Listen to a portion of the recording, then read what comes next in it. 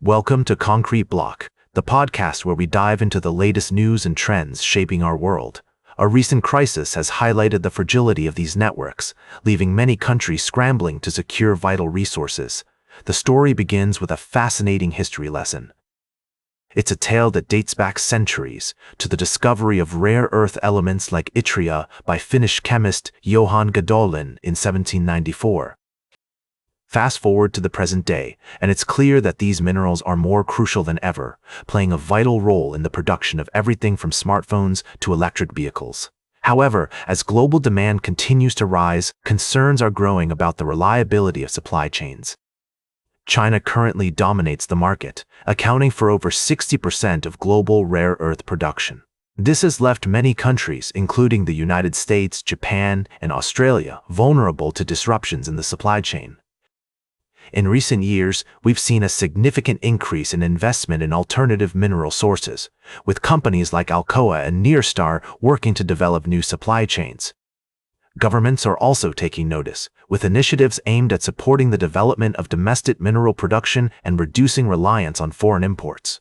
But as the industry moves forward, it's clear that there are still many challenges to overcome. Developing new mines and processing facilities can take decades and requires significant investment and long-term commitment. Moreover, the geopolitical landscape is increasingly complex, with countries like China seeking to expand their influence in the global mineral market.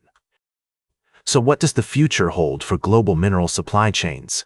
Will we see a shift towards greater diversification and cooperation, or will countries continue to prioritize self-sufficiency and national security interests? These are just some of the questions we'll be exploring in more depth on today's show.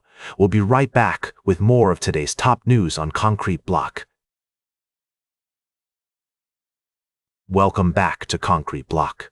We're diving into a fascinating story from India, where a youth-led movement is making waves across the country.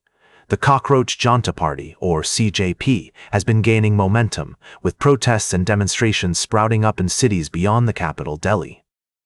The movement began as a response to examination paper leaks and corruption, but it has since evolved into a broader call for government accountability and fairness in public institutions.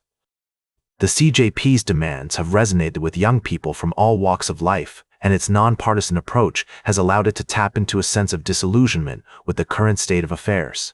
As we explore this story, it is essential to acknowledge the complexities at play. On one hand, the CJP's message has struck a chord with many, particularly in urban areas where concerns about corruption and inequality are palpable. On the other hand, some critics argue that the movement faces significant structural obstacles, including India's urban-rural divide and language barriers, which could hinder its ability to become a truly national force. We've spoken to experts who believe that the CJP has the potential to sustain its momentum, particularly if it can build local leadership and convince young people outside of Delhi that its aspirations align with their own. However, others caution that the movement may struggle to maintain its energy once the initial spark fades. It's also worth noting that the Indian government's response to the protests has been a subject of controversy. While some have praised the authorities for taking a firm stance against potential violence, others argue that the use of force and intimidation tactics has only served to galvanize support for the CJP. As we continue to follow this story, it's clear that the Cockroach Janta Party has already achieved something significant. It's sparked a national conversation about the issues that matter most to young Indians. Whether or not the movement can translate this momentum into lasting change remains to be seen. Welcome back to the Concrete Block. We're wrapping up today's show with a look at the latest developments in the global market. Tensions in the Middle East have led to a surge in oil prices, with Brent crude futures settling above $100 a barrel for the first time since May. This has sparked concerns about global oil supplies and inflation.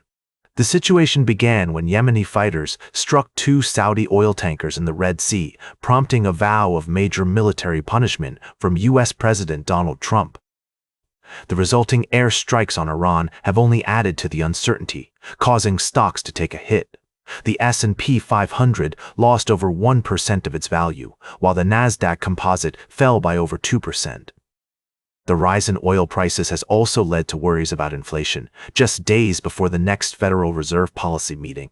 Experts are warning that the Fed may need to focus on fighting inflation rather than cutting interest rates. This could have significant implications for the global economy. In other news, tech giants like Alphabet and Tesla have reported mixed earnings, with investors expressing concerns about high valuations and capital spending. The Philadelphia Semiconductor Index also took a hit, ahead of results from chip giant Intel. As we close out today's show, it's clear that the global market is facing a number of challenges. From Middle East tensions to inflation worries, there's a lot for investors to keep an eye on. We'll be keeping a close watch on these developments and bringing you all the latest updates. That's all for today's Concrete Block. Remember to like, share, and subscribe, and until next time, stay informed.